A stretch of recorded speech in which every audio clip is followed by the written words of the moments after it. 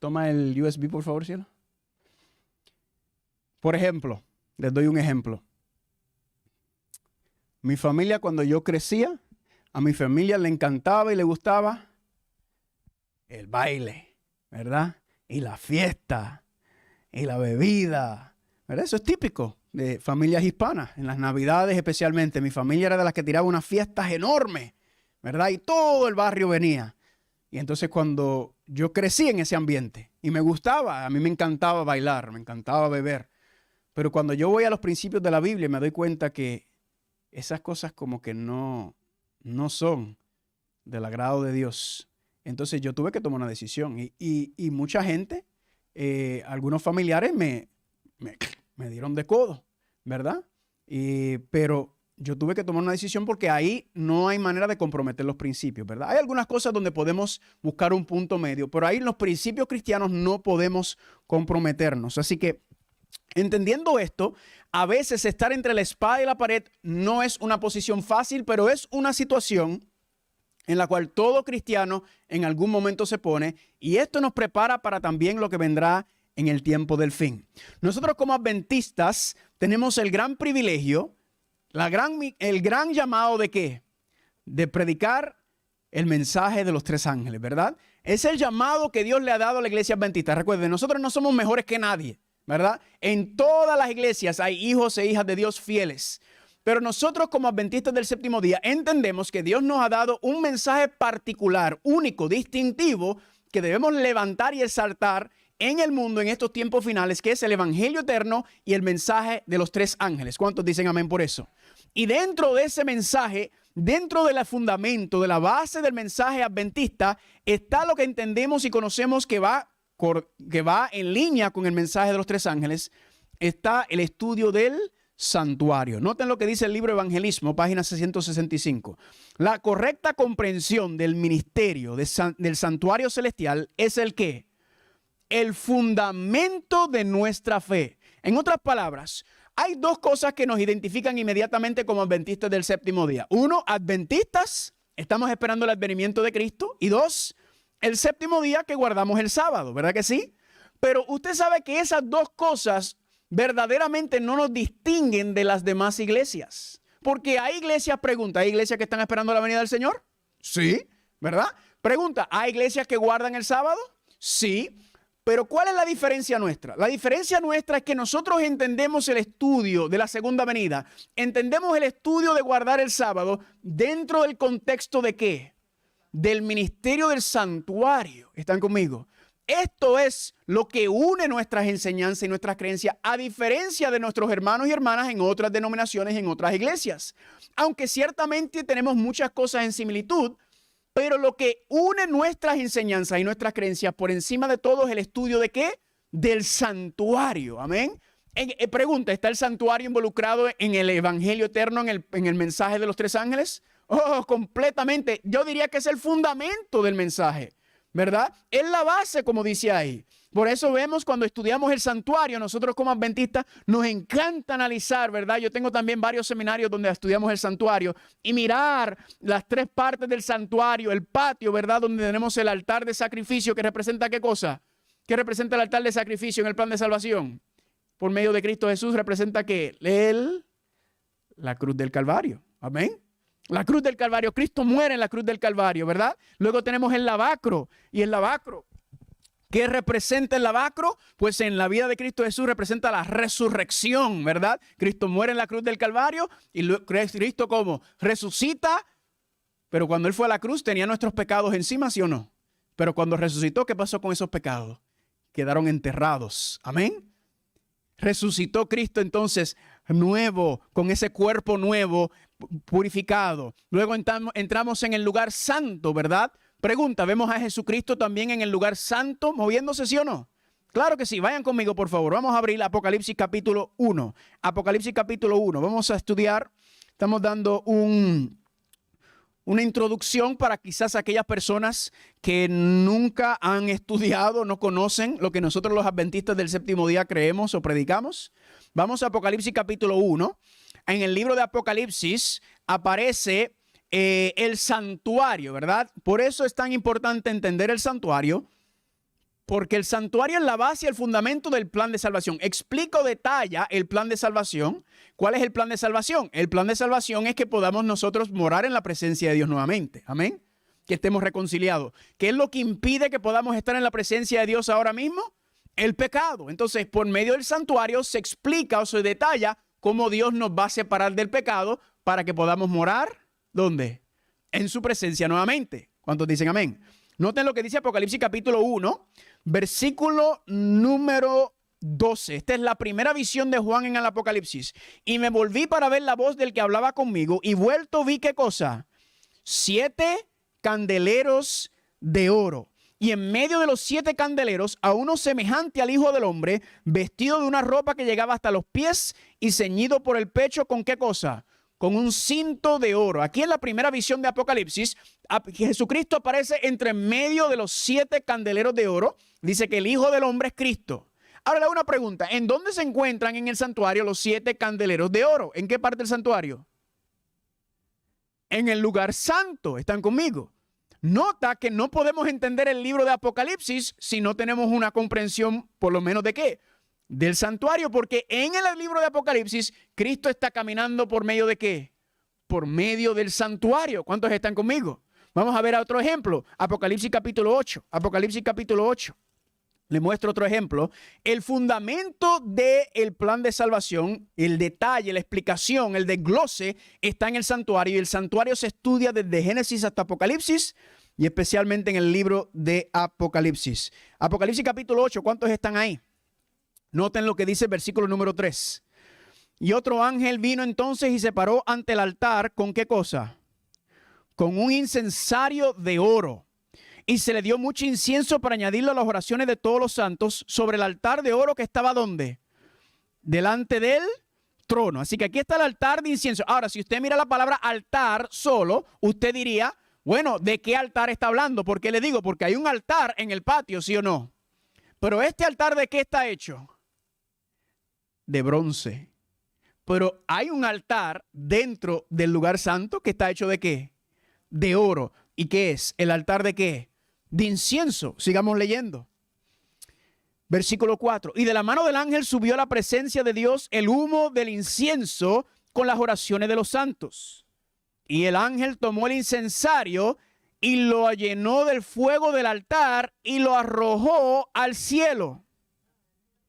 ¿A dónde fue que el ángel arrojó el incensario? Le hago una pregunta. Si el ángel tomó el incensario y lo arrojó a la tierra, entonces, ¿en dónde está llevándose a cabo esta obra que está siendo mencionada en el 8?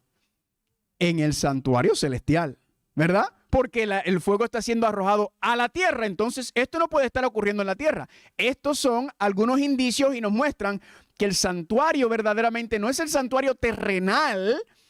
Eso solamente era una maqueta, ¿verdad? Una demostración, figuras o sombras, si no hay un santuario ¿qué?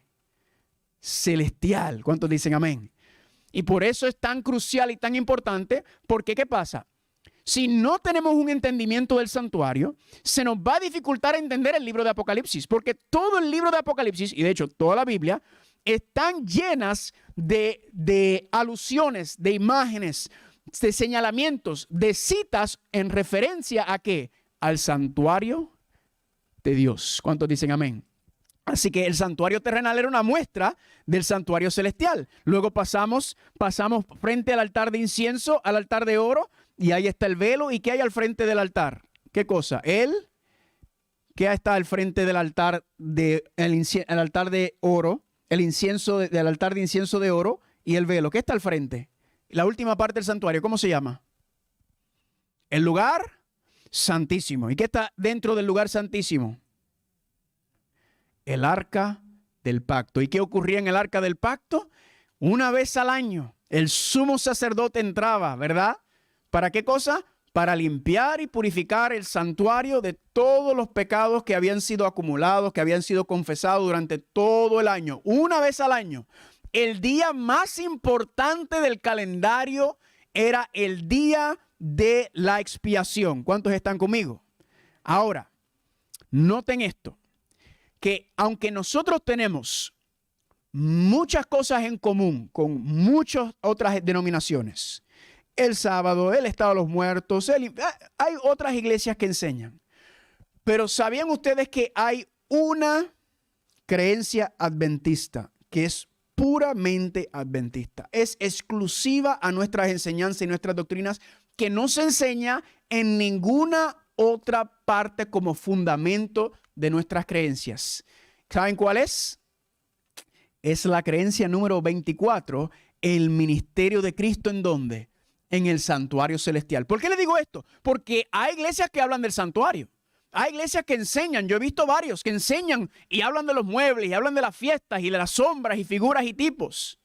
Pero familia, es increíble que usted no va a encontrar ninguna iglesia que se enfoca, que se concentra y como la base, no solamente del santuario, pero especialmente la obra de Cristo en el santuario celestial.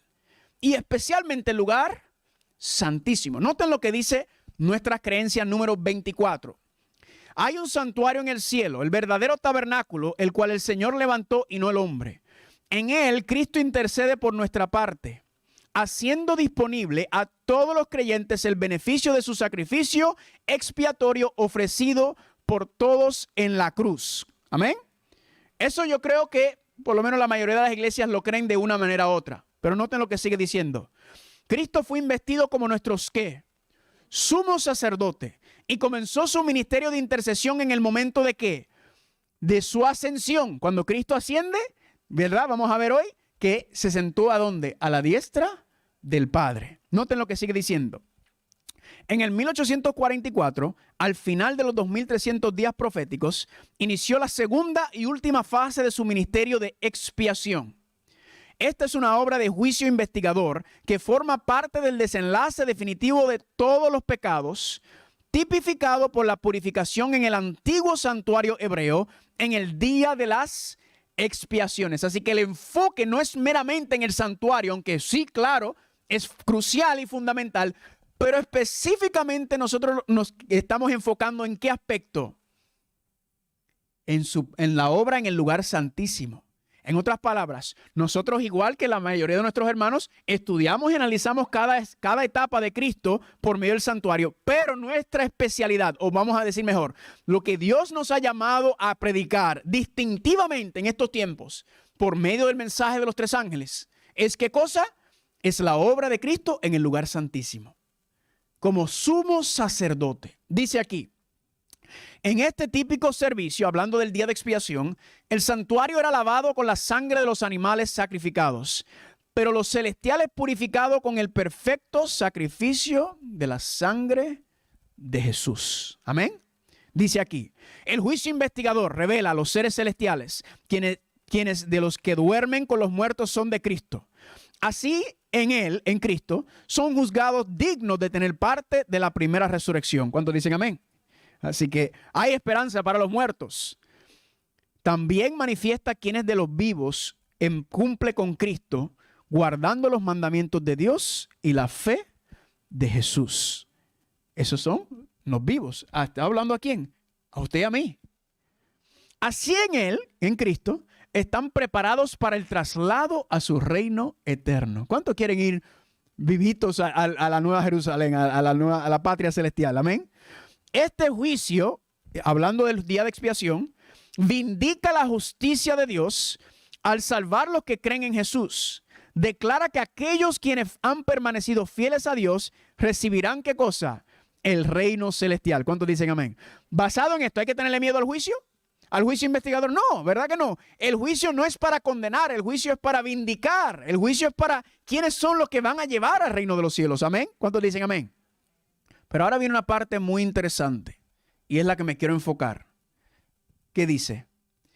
El final del ministerio de Cristo marcará el cierre del tiempo de gracia para la humanidad antes de la segunda venida.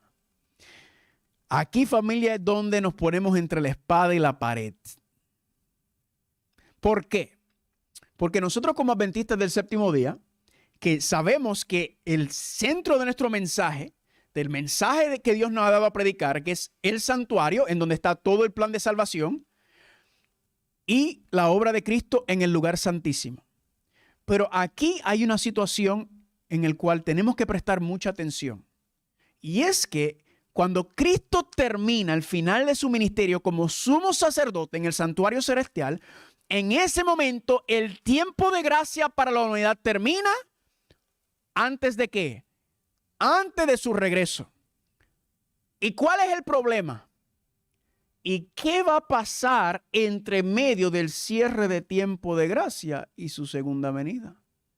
Porque le voy a mostrar que entre medio del cierre de la gracia y la segunda venida de Cristo puede haber aproximadamente un periodo de tiempo de 1 año, en donde la gracia termina y Cristo no ha regresado aún. Ese periodo de tiempo está contemplado en nuestras doctrinas o creencias fundamentales. Y es esencial entender esto. Ahora, hay una preocupación grande para mí, porque esto es profundo lo que vamos a estar empezando a estudiar durante hoy y las próximas semanas, el próximo sábado a la misma hora, y luego el sábado en la tarde, ¿a qué hora? A las 4. Y tengo materiales de estudio, tenemos todo listo para ustedes. ¿Cuál es el problema? Que usted le pregunta a la mayoría de los hermanos adventistas del séptimo día, y usted le dice, ¿qué está haciendo Cristo ahora mismo? Y todos te van a decir, Cristo está intercediendo en el santuario celestial. Y usted le pregunta, ¿y qué significa eso? Y la mayoría no te saben contestar. La mayoría no sabe explicar la esencia de la obra de Cristo como sumo sacerdote en el santuario celestial. Y le voy a ser sincero. Quizás usted me preguntaba a mí hace 5 años atrás, yo tampoco podía darle una respuesta acertada. ¿Están conmigo? Y sin embargo, es la misma esencia, el mismo punto de esencia de nuestras creencias, de lo que nosotros profesamos como adventistas del séptimo día cuando entendemos y leemos esto. Ahora, a la luz de esto, le voy a dar otra cita del Espíritu de Profecía. Familia, y esta cita es para que se nos paren los pelos, porque está basado en este concepto que aparece en las doctrinas. Noten lo que dice en Primeros Escritos, página 70. Vi que muchos ignoran lo que deben ser a fin de vivir a la vista del Señor durante el tiempo de ¿qué? El tiempo de angustia. ¿Y qué va a pasar en el tiempo de angustia? Cuando no haya sumo sacerdote en el santuario. Los que reciban el sello del Dios vivo y sean protegidos en el tiempo de angustia deben reflejar ¿qué cosa? Plenamente la imagen ¿de quién? La imagen de Jesús. Familia, yo no sé usted, pero esto, si usted lo lee así, usted le debe dar un poco de miedo. Porque aquí dice que va a haber un momento en el cual Cristo dejará de interceder como sumo sacerdote. ¿Y cuándo será? En el peor de todos los tiempos, que es en el tiempo de angustia, en el momento que usted pensaría cuando más intercesión necesitamos, es cuando Él culminará su obra de intercesión y estaremos nosotros ¿cómo? Sin un sumo sacerdote intercediendo por nosotros.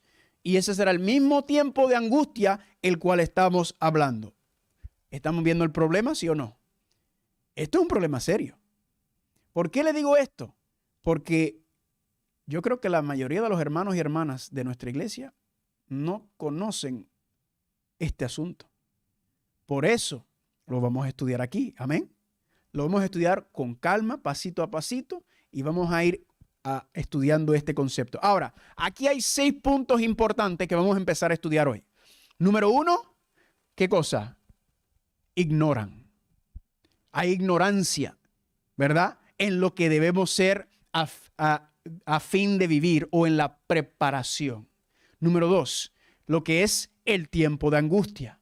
Número 3, cuando no haya sumo sacerdote en el santuario. Número 5, ese era el número 1, 2, 3. Número 4, cuando se recibe el sello del Dios vivo. Número 5, ser protegidos en el tiempo de angustia. Y número 6, lo que es ¿qué cosa? Reflejar plenamente la imagen ¿de quién? La imagen de Jesús. ¿Están conmigo? Así que aquí estos 6 puntos son los que vamos a introducir hoy.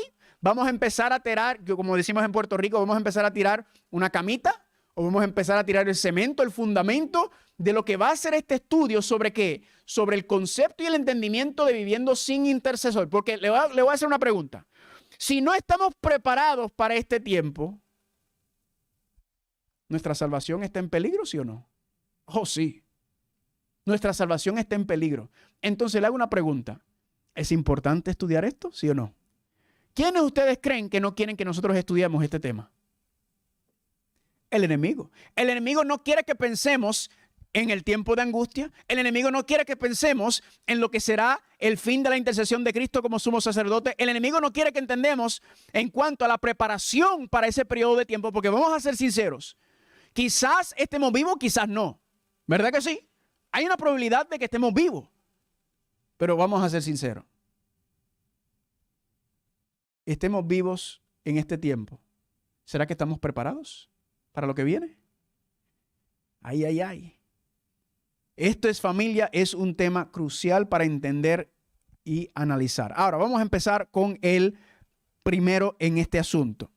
Vi que muchos ignoran lo que deben ser a fin de vivir. Así que aquí nos habla de qué cosa, de la ignorancia que existe entre nosotros como el pueblo remanente que tiene la misión de predicar la obra de Cristo en el santuario celestial y su culminación. ¿Están conmigo? Porque ambas partes son cruciales en el entendimiento del plan de salvación de lo que está ocurriendo en el santuario celestial. Ahora le hago una pregunta. ¿Hay problemas con la ignorancia? ¿Sí o no? Recuerden que dijo Dios en Oseas capítulo 4, versículo 6, ¿mi pueblo qué? Mi pueblo perece ¿por qué? Por falta de conocimiento. Y dice, y como tú rechazaste el conocimiento, yo te rechazaré a ti. Noten que cuando habla del conocimiento, no está hablando de una ignorancia inocente, está hablando de una ignorancia ¿por qué cosa? Por haber rechazado la enseñanza de Dios, por haber limitado la enseñanza de Dios y dice, no, yo estoy bien, yo conozco suficiente, no hay problema, ¿verdad? Donde estoy muy bien, ese asunto, no, ya yo sé lo que yo tengo que hacer. Dios dice aquí, como tú has rechazado mi conocimiento, entonces ¿qué cosa? Entonces tú estás en peligro de perecer. ¿Me están entendiendo? Por ejemplo, en Hechos capítulo 17, versículo 30, ¿qué dice? Pero Dios, habiendo pasado por alto los tiempos de esta ¿qué? De esta ignorancia, ahora manda a todos los hombres y mujeres en todo lugar a que se ¿qué? Que se arrepientan. Ese tipo de ignorancia en Hechos capítulo 17, 30 es una ignorancia en donde ¿qué? Es que simplemente la persona no conoce, ¿verdad que sí? Y ese es el caso de muchas personas hoy en día, simplemente no conocen. Pero aquí dice que va a llegar un momento en que ¿qué? En que ya eso no es excusa. Usted nunca se ha preguntado hasta dónde llega la ignorancia, hasta dónde está la línea trazada entre la misericordia de Dios y la ignorancia rechazada, la ignorancia rebelde. Porque yo me la he preguntado también. Y le voy a hacer algo. No juegue con la misericordia de Dios, ¿verdad? Pero en Oseas 4:6 está hablando deliberadamente sobre una persona que rechaza conocer más sobre la dirección de Dios. Gloria a Dios que nosotros aquí no vamos a cometer ese error. ¿Cuántos dicen amén? Y recuerden, Dios le está hablando a su pueblo. Dios le está hablando a sus hijos. Dios le está hablando a nosotros. ¿Están conmigo? Aquellos, escribí aquí, que se niegan a ser educados por Dios y seguir aprendiendo, escudriñando, queriendo entender su palabra, su plan, su voluntad para nuestras vidas. Aquellos que dicen, no, eso está muy complicado, eso no es importante, eso no es lo que yo tengo que hacer. Aquellos que se someten a esa actitud se están sometiendo no a la educación de Dios, sino a la educación e interpretación de los enemigos de Dios. Y por eso Dios nos ha dado esta luz. Dios nos lo ha dado para que nosotros andemos como chivos sin ley. Y digamos, bueno, sí, Cristo está intercediendo en el santuario celestial, jaja, qué bueno. No, hay que entenderlo. Porque dice que va a llegar un momento en donde no va a haber intercesión. ¿Están conmigo o no están conmigo? Así que yo no sé usted, yo prefiero ponerme a la merced de la misericordia de Dios que ponerme a la merced del entendimiento y el conocimiento de otra persona sobre lo que está ocurriendo en el santuario celestial. ¿Están conmigo? Hay que estudiar, hay que buscar. ¿Están conmigo? Pregunta, ¿el tema del juicio es fundamental? ¿El tema de la obra de Cristo del juicio investigador es fundamental en el mensaje de los tres ángeles, sí o no? ¿Qué dice según el primer ángel? Teme a Dios y darle gloria porque ¿qué cosa? La hora de su juicio, ¿qué cosa? Ha llegado. Eso es lo que dice Apocalipsis capítulo 14, versículo 7. El juicio ha llegado. Esa es la esencia. Uno de los principios fundamentales del mensaje. Y quiero que vayan conmigo a Apocalipsis capítulo 22. Porque hay una grave advertencia para nosotros si decidimos ignorar, si decidimos no darle la importancia necesaria a este mensaje sobre la obra de Cristo en el lugar santísimo. Me estoy enfocando específicamente en ese aspecto. ¿Cuántos están en Apocalipsis capítulo 22? Noten lo que dice el versículo 18. Dice así: yo testifico a todo aquel que oye las palabras de la profecía de este libro. Si alguno añade estas cosas, Dios traerá sobre él, ¿qué cosa? Las plagas que están escritas en este libro. Y si alguno quitare de las palabras del libro de esta profecía, Dios quitará su parte del libro de la vida y de la santa ciudad y de las cosas que están escritas en él. Levánteme la mano quien quiere que su nombre sea borrado del libro de la vida. Levánteme la mano quien quiere que recibir las plagas de Dios. Entonces, ¿qué dice aquí? No añadas y no quites. En otras palabras, no quites y no les restes importancia a lo que está escrito aquí. Y hablo específicamente sobre qué llamado. La hora de su juicio ha llegado. El juicio ha comenzado. El juicio en el lugar santísimo ya está aquí. ¿Están conmigo o no están conmigo? Así que, para muchos, el peor temor en el tiempo de angustia es simplemente el temor a padecer hambre porque no pueden comprar o vender, o el miedo a la persecución, o el miedo a perder la casa, o el miedo a las comodidades y salir de la ciudad y tener que vivir rural, o el miedo a ser encarcelado, o el miedo a ser asesinado. Pero familia, cuando nos habla del mensaje de los tres ángeles, aquí dice que Dios derramará su ira sin filtro y sin misericordia también. Y a veces estamos tan y tan preocupados y pendientes a las cosas terrenales que se nos olvida que Dios tiene un plan contigo y conmigo. Y el enfoque de nuestra relación con Dios debe ser: Señor, ¿cuál es tu plan para mí? ¿Qué es lo que tú quieres hacer conmigo? ¿Qué es lo que tú vas a hacer? Señor, ¿seré que yo estaré vivo durante ese tiempo del tiempo de angustia?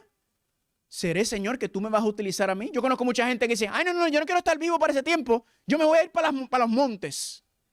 Y yo le digo: hermano, hermana, ¿y si Dios tiene un plan para ti, para salvar a otra gente antes y en ese momento? ¿Cómo usted sabe? Nuestra actitud no debe ser esa. Nuestra actitud debe ser: Señor, heme aquí, envíame a mí. ¿Tú me quieres en la ciudad? Estoy en la ciudad. ¿Tú me quieres allá? Estoy donde tú digas, Señor. Ahí es donde me someto. Pero lamentablemente tenemos mucho, y mucho del miedo que tenemos también es porque muchas veces hay muchos que presentan estas profecías o esta enseñanza y meten miedo a la gente, ¿verdad que sí? Meten miedo a la gente y la gente está asustada. Ay, que si va a venir la marca de la bestia, que si la que es que el otro. Familia, tenemos que tener mucho cuidado, porque la ignorancia hacia la verdadera preparación, la ignorancia hacia el enfoque, la ignorancia hacia la preocupación sobre cuál es la obra que tendremos que hacer en este tiempo, puede ser la diferencia entre la vida eterna y la muerte eterna. No podemos permitir y justificar y usar la ignorancia como excusa. Porque no hay excusa, porque Dios nos ha dado información. Ustedes han escuchado esto. No hay iglesia sobre esta tierra que ha tenido la información y el conocimiento que nuestra iglesia.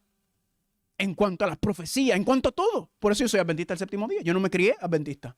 Yo soy porque es que es tan lógico, coherente, secuencial, bíblico, todo lo que nosotros creemos, especialmente en cuanto a, ¿qué cosa? Aquí viene el punto número 2. ¿El tiempo de qué? El tiempo de angustia. Vi que muchos ignoran lo que deben ser a fin de vivir a la vista del Señor. ¿Durante qué cosa? El tiempo de angustia. Así que en este contexto, cuando habla de la ignorancia, está hablando de la ignorancia en cuanto a qué? A la preparación para vivir, ¿cuándo? Para vivir en el tiempo de angustia, para vivir en ese tiempo en el cual nosotros sabremos que vendrán momentos difíciles. Aquí les tengo una tablita, se lo estoy presentando hoy solamente para introducción, después lo podemos profundizar. Estos son los eventos finales de la profecía, finales según la profecía bíblica. Número 1, tenemos las señales de los tiempos, Mateo capítulo 24. ¿Estamos nosotros en ese tiempo, sí o no? Estamos nosotros ahora mismo. Número 2, tenemos el movimiento ecuménico y el zarandeo del remanente. ¿Estamos acercándonos a eso? Oh, sí, claro que sí. Pero luego, entonces, ¿qué tenemos? Lo que es, después del zarandeo del remanente viene la lluvia tardía y ¿qué cosa? El fuerte clamor. Paralelo a ese punto 3 viene la imagen de la bestia. La primera fase de la marca de la bestia, ¿verdad que sí? Cuando estos poderes se levantarán para empezar a implementar, imponer. Todo esto es difícil separarlo porque hay mucho overlap, ¿verdad que sí? Pero yo solamente le quiero dar una idea general. Luego viene el pequeño tiempo de angustia durante este tiempo y el zarandeo total donde toda persona que tendrá que tomar una decisión. Luego tenemos el decreto de muerte, que será la fase final de la marca de la bestia, junto con ¿qué cosa? Con el sellamiento final de todos los seres humanos. Luego tenemos el cierre de la gracia y comienza ¿qué cosa? El gran tiempo de angustia. Y nos dice la profecía que estos también son paralelos, las 7 plagas postreras, el Armagedón, la gran tribulación y luego la segunda venida de Cristo. Amén. El milenio y luego la tierra nueva y el cielo nuevo. ¿Cuántos dicen amén por eso? Pero específicamente hablando de este tiempo de angustia, vayan conmigo por favor a Daniel capítulo 12. Daniel capítulo 12. Vamos a verlo en Daniel capítulo 12. Daniel capítulo 12. Cuando lleguen ahí digan amén. Daniel capítulo 12. Este tiempo de angustia como nunca fue desde que hubo nación hasta entonces. ¿Cuántos están ahí? Daniel 12:1. En aquel tiempo se levantará Miguel, el gran príncipe que está de parte de los hijos de tu pueblo, y será tiempo de angustia cual nunca fue desde que hubo gente hasta en... Entonces cuando Miguel se levanta, ¿qué ocurre? Ahí comienza, ¿qué cosa? El gran tiempo de angustia. Cuando Miguel concluye su obra en ese contexto. ¿Están conmigo? Vayan conmigo a Apocalipsis capítulo 11. Apocalipsis capítulo 11. Apocalipsis capítulo 11. Apocalipsis capítulo 11, versículo 18. Esto es paralelo a lo mismo que acabamos de leer en Daniel capítulo 12, versículo 1. El gran tiempo de angustia. ¿Cuántos están en Apocalipsis 11, 18? Dice así: y se airaron las naciones, y tu ira ha venido, y el tiempo de juzgar a los muertos y de dar el galardón a los siervos, a los profetas, a los santos y a los que temen a tu nombre, a los pequeños y a los grandes, y de destruir a los que ¿qué? A los que destruyen la tierra. El gran tiempo de angustia, familia, será un tiempo como nunca ha habido en este mundo, donde empezarán a caer las plagas, porque esa es la ira de Dios. La ira de Dios se manifiesta o se revela por medio de ¿qué? De las 7 plagas postreras. ¿Están conmigo? El Armagedón, los enemigos de Dios se unirán, dice Apocalipsis capítulo 17, dice Apocalipsis capítulo 13, dice Apocalipsis capítulo 14, se unirán a atacar al pueblo de Dios. ¿Verdad? Es serio. Y cuando yo digo estas cosas, algunos cristianos dicen, se sorprenden porque dicen, la iglesia no va a pasar por el tiempo de angustia. ¿Ha escuchado eso? La iglesia no estará aquí en la tierra para este periodo de tiempo. La iglesia será raptada, dicen muchos de nuestros amigos y amigas. Le hago una pregunta. Cuando las plagas cayeron sobre Egipto, ¿Dios sacó al pueblo de Egipto durante las plagas? No. ¿Qué hizo Dios durante las plagas? Los protegió, los cuidó. Amén. En una gran manifestación de la liberación de Dios. De hecho, la más grande manifestación del poder de Dios en la historia del mundo. Pero vendrá una más grande que será su segunda venida, la liberación total. ¿Cuántos dicen amén? Así que no me digan eso, porque dice Apocalipsis 12, 17 que el dragón se llenó de ira contra la mujer, contra la iglesia, y se fue a hacer ¿qué? Guerra contra el remanente. El remanente, la última fase de la iglesia, ¿será qué? Será llevada a una guerra. ¿Están conmigo? Cristo nos dice en Mateo capítulo 24, 9, que entonces os entregarán a tribulación y os matarán y serán aborrecidos a causa de mi nombre.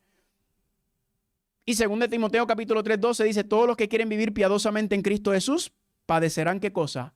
Persecución.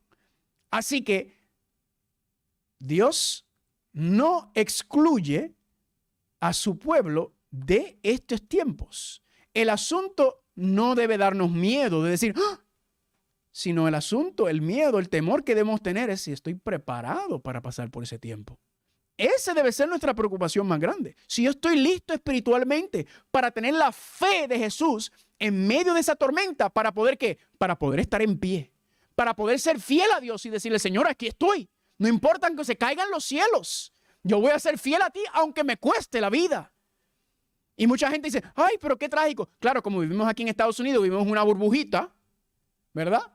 Yo nací en Estados Unidos y quizás algunos de ustedes, y vivimos en esta burbujita, persecución, esas cosas nosotros no las conocemos, pero pregúntale, el mundo las conoce, o las conoce muy bien, y quizás algunos de ustedes también lo conocen de su país, de donde vino. Pero vendrá un asunto sobre todo el mundo. Pregunta, ¿el asunto del COVID arrasó con todo el mundo, sí o no? Oh, sí.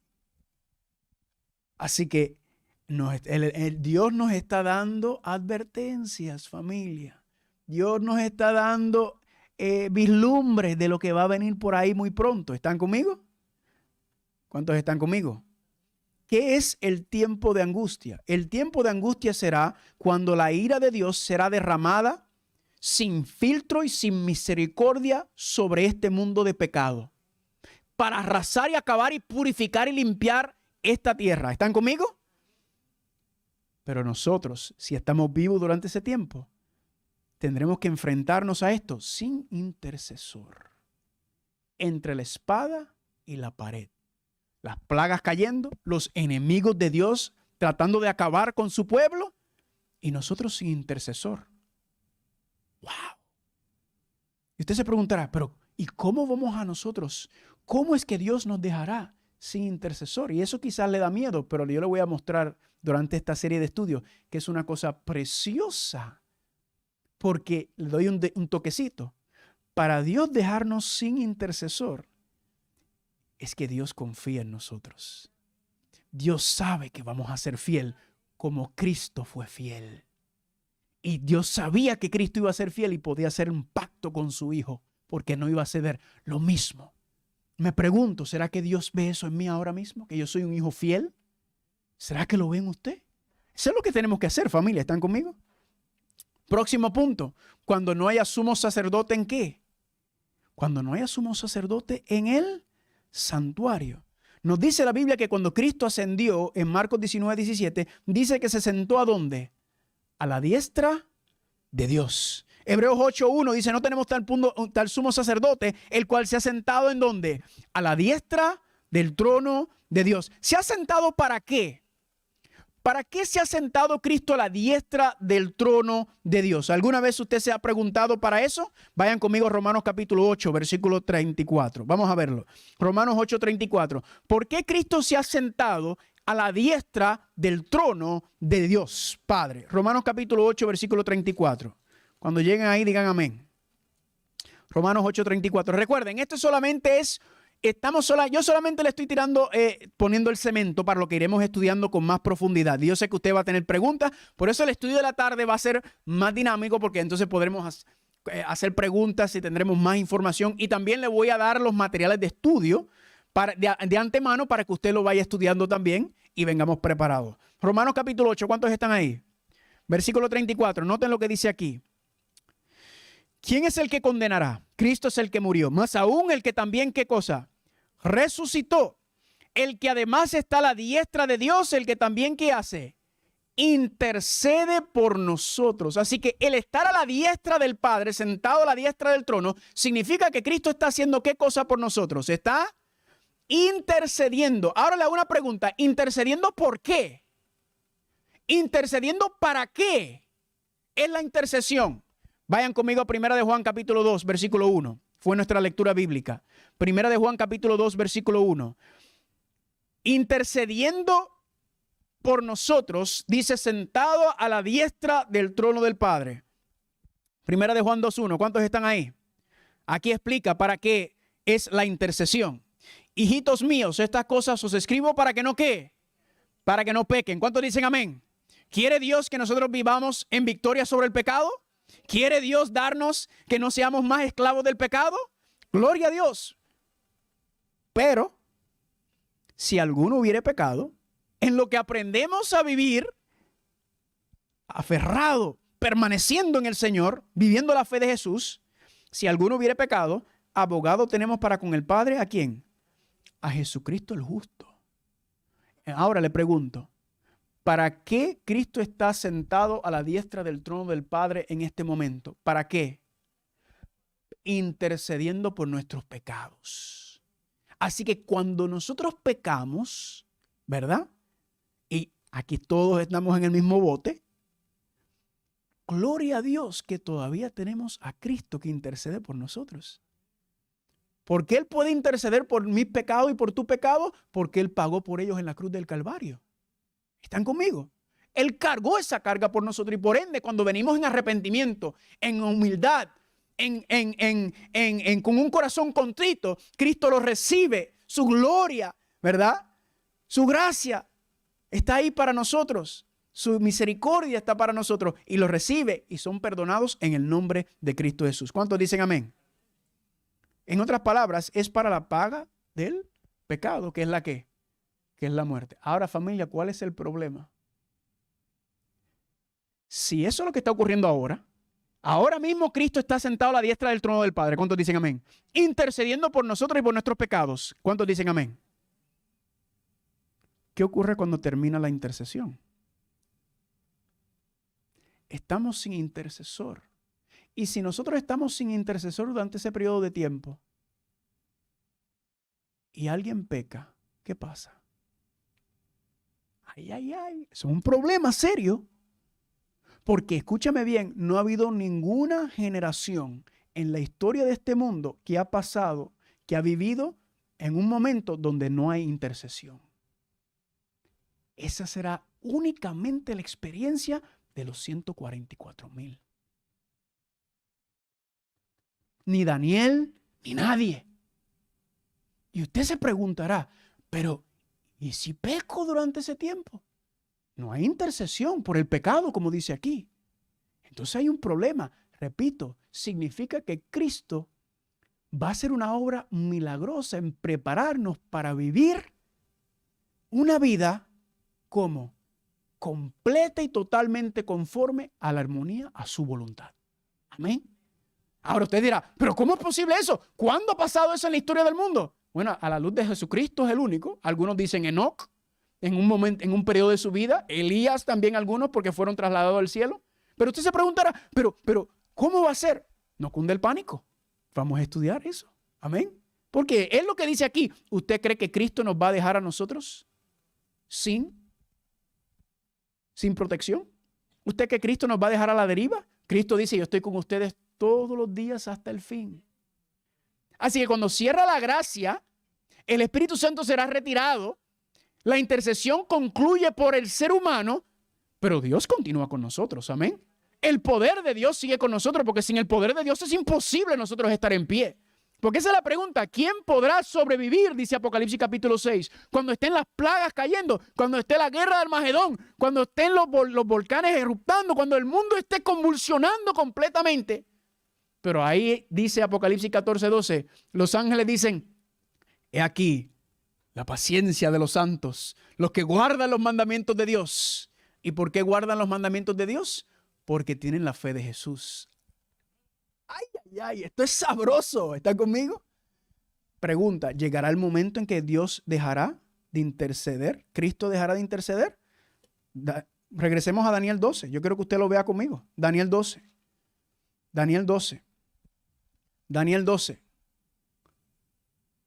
¿Están ahí?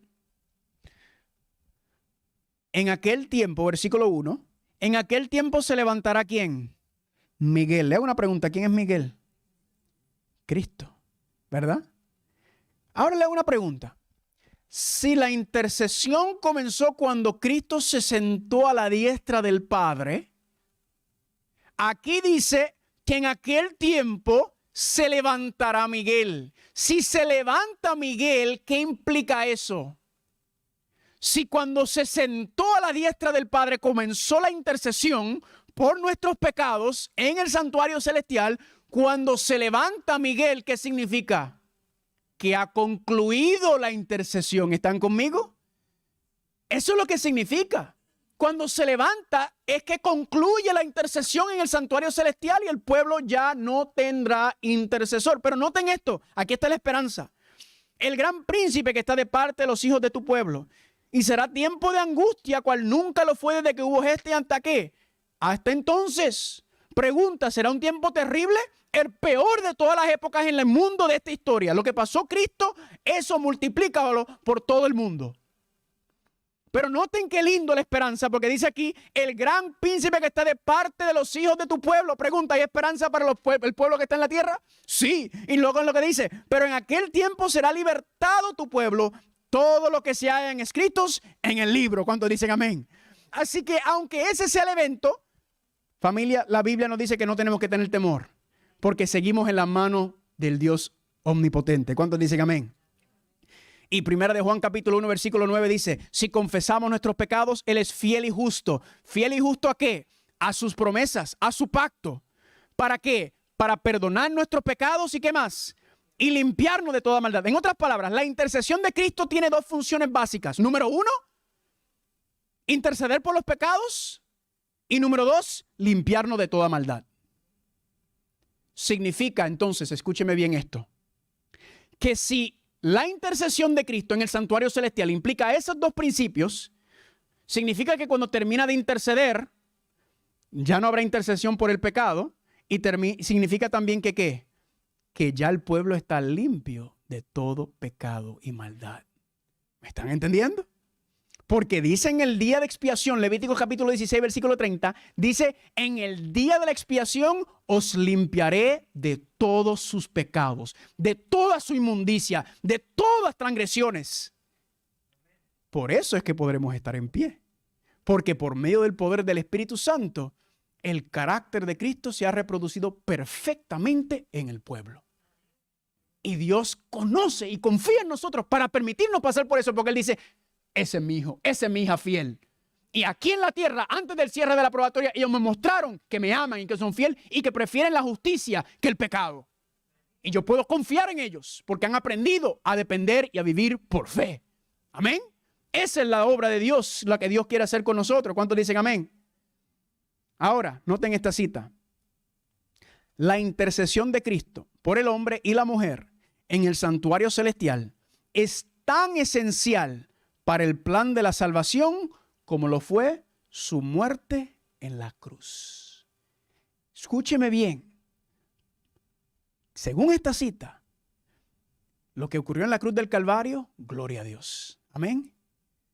Pero lo que ocurre en el santuario celestial también tenemos que decirle gloria a Dios. Porque vamos a tener un estudio completo donde vamos a analizar cómo la expiación no solamente ocurre en la cruz del Calvario, sino la expiación continúa en el santuario. Y para que pueda haber limpieza, expiación y reconciliación con Dios, no solamente la sangre tiene que ser derramada, pero la sangre también tiene que ser ¿qué? También tiene que ser puesta en el santuario. ¿Están conmigo? Ambas obras de Cristo como Cordero y como sacerdote son tan esenciales para el plan de salvación. ¿Cuántos dicen amén? Esta es la esencia de lo que Dios nos ha llamado a hacer. No estamos nosotros solamente mirando el patio, estamos entendiendo y analizando todo el proceso de la expiación y la reconciliación a la luz del santuario. ¿Cuántos dicen amén? Es rico esto, familia.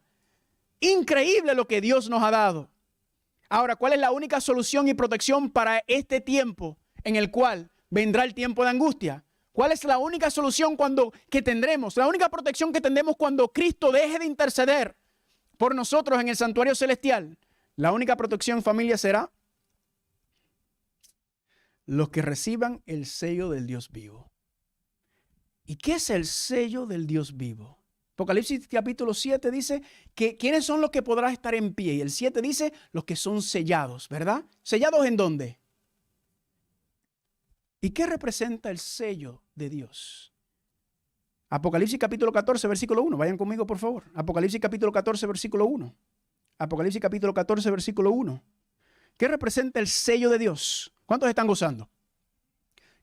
Recuerden, solamente estamos tirando la mesita. Todo esto lo vamos a ir analizando y estudiando a más detenimiento, más profundamente. Lo que quiero es, como ustedes saben que si ya van a Costco, ya en Costco le están dando las probaditas, ¿verdad? Ayer fuimos a Costco y mi esposa, ay, qué bueno que trajeron las probaditas de nuevo. Y ahí uno anda como gallinita picando en todo, ¿verdad? Pues así es lo que estamos haciendo aquí. Estoy tirándole maíz ahí para que piquemos. Apocalipsis 14:1. ¿Qué es el sello del Dios vivo? Noten cómo todo esto va perfectamente cuadrado. Después miré y aquí que el Cordero estaba en pie sobre el monte de Sión y con él 144,000 los sellados que tenían el nombre de él, de Cristo, y el de su Padre escrito ¿en dónde? A usted le pregunta a un adventista el séptimo día, ¿qué es el sello? El sábado. Sí, no estoy diciendo que no lo es parte de ese sellamiento, pero la Biblia enseña que el sellamiento es ¿qué cosa? El carácter de Dios representado en nosotros, perfectamente reproducido en nosotros. Por lo tanto, los que van a pasar por este tiempo sin intercesor son los que tendrán la fe de Jesús, son los que tendrán la mente de Jesús, son los que tendrán el carácter de Cristo reproducido perfectamente. ¿Y quiénes son esos? Los que aprendieron a vivir completa y totalmente dependiente del Padre. En todo momento. Nunca dependieron por su propia fuerza. Al revés, aprendieron a vivir por fe, como Cristo lo hizo. Porque la victoria de Cristo, ¿cuál fue su victoria? Su victoria fue una victoria de fe. En todo momento, toda tentación, toda decisión, todo momento, Cristo siempre estaba conectado al Padre. Nunca dependió de su propia fuerza, de su propio conocimiento de la carne. Siempre dependió ¿de quién? Del Padre Celestial. ¿Cuántos dicen amén? Y noten, los que tengan el sello de Dios, entonces los que reciban el sello del Dios vivo y se han protegido en el tiempo de angustia. Significa que entonces que para poder estar en pie durante ese tiempo de angustia, para poder sobrevivir a esa época de tiempo, ¿necesitamos el sello de Dios o necesitamos qué cosa? El carácter de Cristo, la mente de Jesús. ¿Están conmigo o no están conmigo? Pregunta, ¿es importante esto? Pregunta, ¿esto puede traer miedo e incertidumbre? Sí, puede ser. Ay, quizá usted está sentado ahí, usted está temblando, usted no lo quiere mostrar, pero usted está, ay Señor, ¿cómo voy a hacer eso? Si yo soy un sinvergüenza ahora mismo. ¿Verdad? Escúcheme bien. Es importante entender que durante este tiempo en el cual no habrá intercesión, no estamos sin Cristo. Amén. Estamos bajo su protección, bajo su cuidado o su dirección. Pero la obra que el Señor va a hacer para reproducir su carácter en ese pueblo, para poder estar en pie durante este tiempo, es una obra milagrosa de Dios. Es su obra increíble. Porque yo sé lo que usted está pensando y yo me pienso lo mismo. Pero ¿cómo voy yo a reproducir el carácter de Cristo? Sí, Señor, yo soy tan perezoso, soy tan terco, soy tan duro, soy tan egoísta, ¿verdad? Uno dice, ¿cómo uno puede hacer? Dios promete que lo hará. Está de parte de nosotras confiar en esas promesas y ponernos en la situación en donde Dios va a obrar la promesa que Él dijo que iba a hacer. ¿Están conmigo? No preocuparnos en que yo no puedo. Gloria a Dios, esa es la actitud. Yo no puedo. Para aprender que Él sí puede. ¿Cuántos están conmigo? ¿Están conmigo? Noten lo que dice Apocalipsis capítulo 3, versículo 10. Noten aquí lo que dice. Esperanza, hay esperanza en este mensaje. Amén. Apocalipsis capítulo 3, versículo 10. Noten. ¿Cómo yo podré hacerlo, Señor? Noten la promesa de Cristo. Apocalipsis capítulo 3, versículo 10. Amén. Por cuanto has guardado, ¿qué cosa? La palabra de mi paciencia. Amén. Eso quiere decir que han atesorado la Biblia como Cristo la atesoraba. Han puesto la Biblia como su estandarte, como su único principio, sola escritura, más nada importa. Primero y por encima de todo es conocer la voluntad de Dios y vivir de acuerdo a Él. ¿Cuántos dicen amén? La hermana White dice que en nuestras oraciones, la cosa número uno que tenemos que pedir, número uno cuando oramos, es pedirle, Señor, ayúdame a entender tu palabra.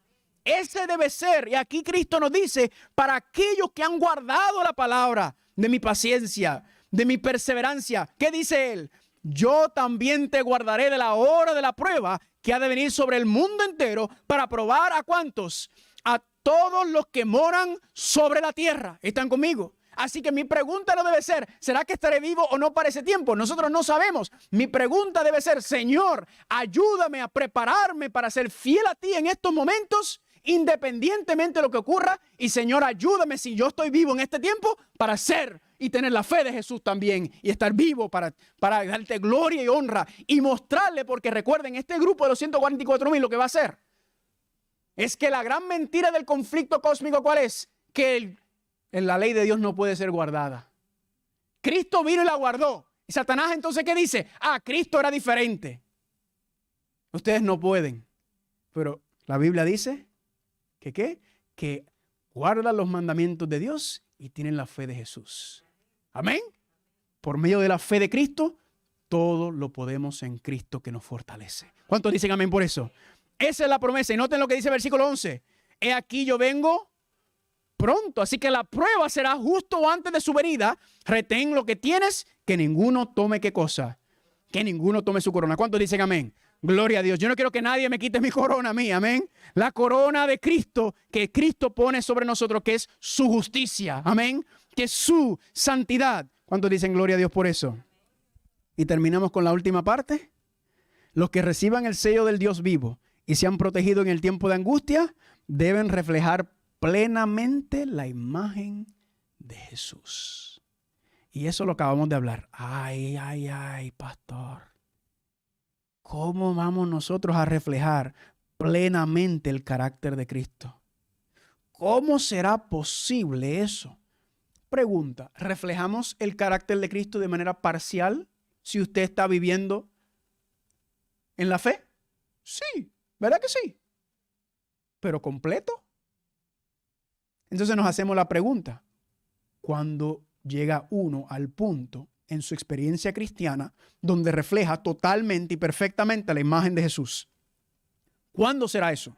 ¿Cómo será eso? Parecería que Dios está pidiendo más de esta última generación de creyentes que de los fieles de todas las edades.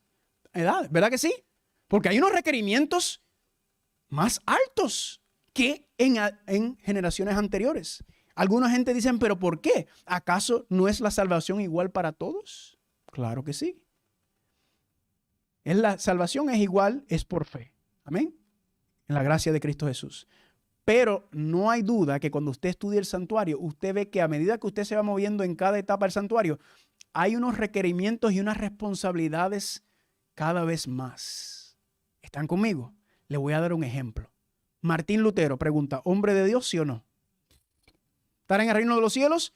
Yo creo que no tenemos que poner eso en duda. Claro, uno no sabe, pero basado en lo que ese hombre hizo y lo que entendemos, y sin embargo él comía puerco, él bebía, él no guardaba el sábado. Pero, ¿y por qué decimos con tanta confianza? Yo creo, ¿verdad? No somos Dios para saber, pero yo creo que él estará salvo. Porque en la época de él habían unos requerimientos que Dios le mostró a él, que era que restaurar y comenzar a restaurar la justificación por la fe. Amén. ¿Cumplió su rol, sí o no? Sí. Pero le hago una pregunta. ¿Nosotros hoy en día tenemos más responsabilidades y requerimientos que Martín Lutero? Sí. Ahora, pregunta, ¿somos ambos salvos por fe? Sí, somos ambos salvos por fe, pero cuando usted pasa de un parte del otro al santuario, usted se da cuenta que hay más que Dios nos está pidiendo. Hay más responsabilidad. ¿Por qué? Porque mientras más nos movemos en el santuario, más cerca estamos de Dios. Y si estamos más cerca de Dios, significa, le hago una pregunta, que hay menos o más conocimiento. Hay menos o más poder. Más poder, ¿están conmigo? Por lo tanto, más responsabilidad, más poder, más conocimiento. ¿Cuántos están conmigo? Es increíble pensar que Dios hará una obra tan milagrosa y poderosa con esta generación de creyentes, los 144,000, como nunca lo ha hecho en ninguna otra etapa de la iglesia y del pueblo de Dios. Es una gran responsabilidad lo que ha sido llamado. ¿Están conmigo? Ahora, concluimos con ese punto. El milagro de la purificación del santuario. De eso hablaremos el próximo sábado. ¿Cuántos están conmigo? Le hago una pregunta. ¿Dios promete que Él hará la obra de total y completa purificación antes de su venida, sí o no? Sí. ¿Cómo lo hará? No sabemos. Es un milagro, pero si no entendemos, si no estudiamos y si no nos preparamos, no estaremos en el lugar donde tenemos que estar para que Dios pueda ministrar ese poder y esa obra en nosotros. ¿Están conmigo o no están conmigo? Así que la pregunta ¿es importante entender? Noten lo que dice aquí. El pasaje bíblico que más que ningún había sido el fundamento y el pilar central de la fe adventista era la declaración: hasta 2300 tardes y mañanas, y entonces el santuario sería purificado. Familia, este es el centro de nuestro mensaje. Amor, el clicker. Este es el centro de nuestro mensaje. Esta es la base, y eso es lo que estaremos haciendo durante las próximas semanas, los próximos meses. Quién sabe si nos toma el año. Le hago una pregunta: ¿hay prisa? No, porque hay que saberlo. Hay que entender estas cosas. ¿Están conmigo? Entender la obra actual y cuando concluye esa obra, la preparación que tenemos.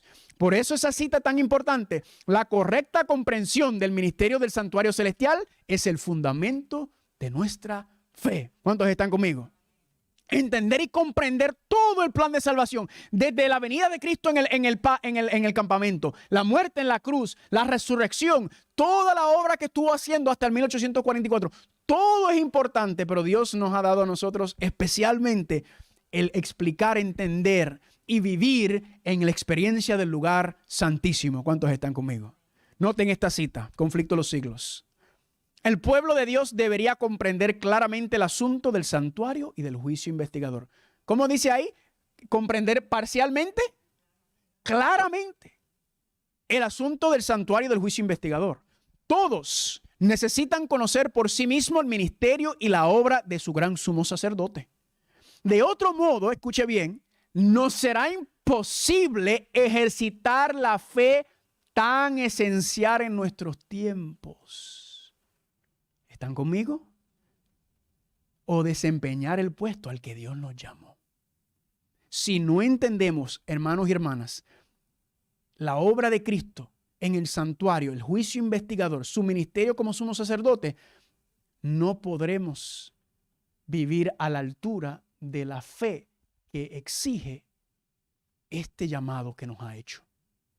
No podremos estar en el lugar, esto fue lo mismo que le dije, desempeñar el puesto al que Dios nos llamó. En otras palabras, nos tenemos que poner en una posición donde podamos permitir que Dios nos limpie y nos purifique y podamos recibir la plenitud de la lluvia tardía. Porque esa será salir con ese poder y esa fuerza frente a la persecución, frente a la resistencia, frente a las amenazas, como la iglesia primitiva, como los discípulos en el Pentecostés. Ese será el poder que nos dará para que salgamos con de nuevo a predicar el mensaje del tercer ángel, el mensaje del cuarto ángel, el fuerte clamor. Pero tenemos que ponernos en una posición donde permitamos que el Espíritu Santo haga esa obra. Pues no podemos ponernos en esa posición si no entendemos esto. Por eso esto es tan crucial y esencial para no solamente nuestra salvación, porque escúchame bien, Dios quiere utilizarte a ti como instrumento para hablarle y mostrarle a otros. Amén. Así que esta es la salvación tuya, la mía, la de nuestros esposos, esposas, familia, hijos, vecinos, amigos. ¿Cuántos dicen amén? Esto es lo que Dios está diciendo. Noten esta. Y terminamos con esta cita. La obra mediadora de Cristo, los grandes y santos misterios de la redención, no son estudiados ni comprendidos por las personas que afirman tener luz antes que todas las demás personas sobre la faz de la tierra. Eso somos usted y yo. Está diciendo que nosotros, que se nos ha dado este precioso mensaje, nosotros lo hemos descuidado. No estamos estudiando, no estamos comprendiendo esta luz tan preciosa que Dios nos ha regalado. Mientras estemos contentos con nuestro conocimiento limitado, estamos descalificados para obtener valiosas revelaciones de la verdad. Si usted no se pone en el lugar donde Dios lo quiere, Dios no le puede dar más conocimiento, más poder. No podemos comprender los hechos relacionados con la expiación y el carácter elevado y santo de la ley de Dios. La iglesia a quien Dios ha confiado los tesoros de la verdad necesita convertirse. Por eso somos llamados la Odisea. Si somos bendecidos, podemos bendecir a otros, pero si no recibimos el Espíritu Santo en nuestro corazón, no podemos dar luz a otros. Así que todo esto es en preparación ¿de qué? En preparación de nuestro carácter. ¿Para qué? Para poder recibir la plenitud del poder del Espíritu Santo como Cristo lo tuvo. Y poder obrar como Cristo obró. Porque esa es la promesa. La promesa es que el evangelio, Romanos capítulo 1, versículo 16 y 17, porque en el evangelio de Cristo, el poder de Dios para salvación a todos los que creen es revelado y manifestado. Porque en el evangelio el poder de Dios la justicia de Dios se revela de fe por fe. Dios quiere revelar, manifestar la misma vida de poder de Cristo Jesús en usted y en mí.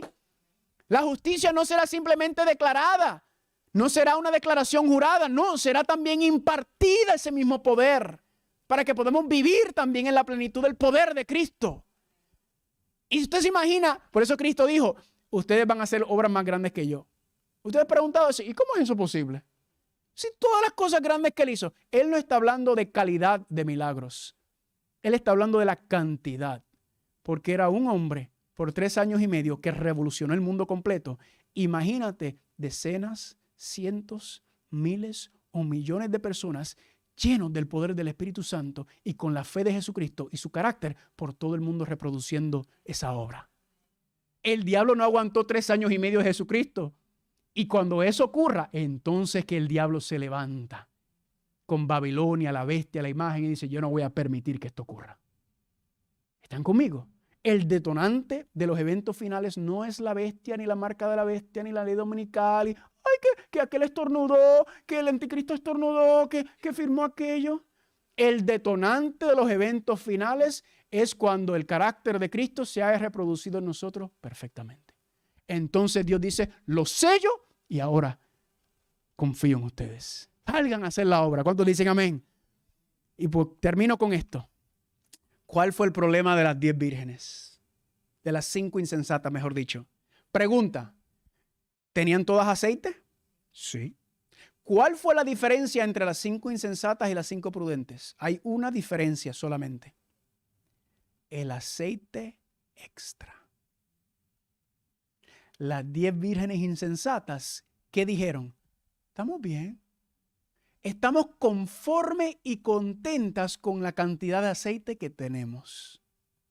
¿Qué representa el aceite? ¿Será que entre nosotros hay hermanos y hermanas que dicen, yo estoy muy bien donde yo estoy? Yo estoy conforme con lo que Dios ha hecho conmigo hasta ahora. Yo no quiero tener más responsabilidad, más conocimiento. No. Yo estoy bien. Y cuando llegó el esposo, ¿qué pasó? Se quedaron. ¿Por qué?